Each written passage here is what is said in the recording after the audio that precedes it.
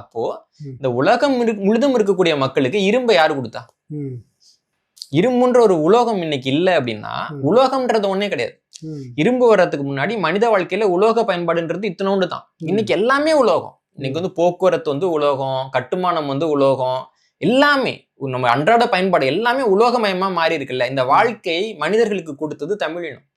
அப்போ இந்த மனித சமுதாயம் இன்னைக்கு இருக்கக்கூடிய இனங்கள்ல யாருக்காவது அதிகமா கடமைப்பட்டிருக்காங்கன்னா அவர்கள் தமிழர்களுக்கு கடமைப்பட்டிருக்கிறார்கள் இல்லைங்களா? அப்போ அப்படி வந்து தமிழர்களை தங்களுக்கு வந்து கல்வி கொடுத்தவர்களாக அனைத்து சமுதாயமும் பாக்குறதுக்கான வழி என்னன்னா இரும்ப நாங்க தான் கொடுத்தோம்னு எல்லாத்தையும் சொல்றது இல்லைங்களா? அப்போ வந்து எந்த இடத்துக்கு போனாலும் தமிழர்கள்லாம் எங்களுக்கு இரும்பு கொடுத்தாங்களே அவரா அப்படின்னு கேட்கணும். ஏன்னா ஒரு காலகட்டத்துல மகாத்மா காந்தியர்களுடைய காலகட்டத்துக்கு பின்னாடி பாத்தீங்கன்னா அகிம்சை வழி போராட்டம் எங்கெல்லாம் நடக்குதோ அங்கெல்லாம் காந்தியோட பெயர் வந்து உச்சரிக்கப்பட்டது. காந்தியினுடைய வழி, காந்திய வழி அப்படின்னு அதுக்கு பேர் சொன்னாங்க. ஆனா அந்த காந்தி இந்த அகிம்சையில அந்த உண்ணாவிரதம்ங்கிறத தெரிஞ்சுக்கிட்டது தென்னாப்பிரிக்கால இருந்து தமிழர்கள் கிட்ட இருந்து.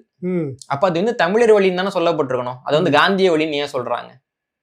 வரலாற்று இது ஒரு திரிப்பு இல்லைங்களா? அப்போ அதன் மூலமாகவே ஏற்கனவே நம்ம வந்துட்டு உலக அளவுல அடைந்திருக்க வேண்டிய இடம் அது.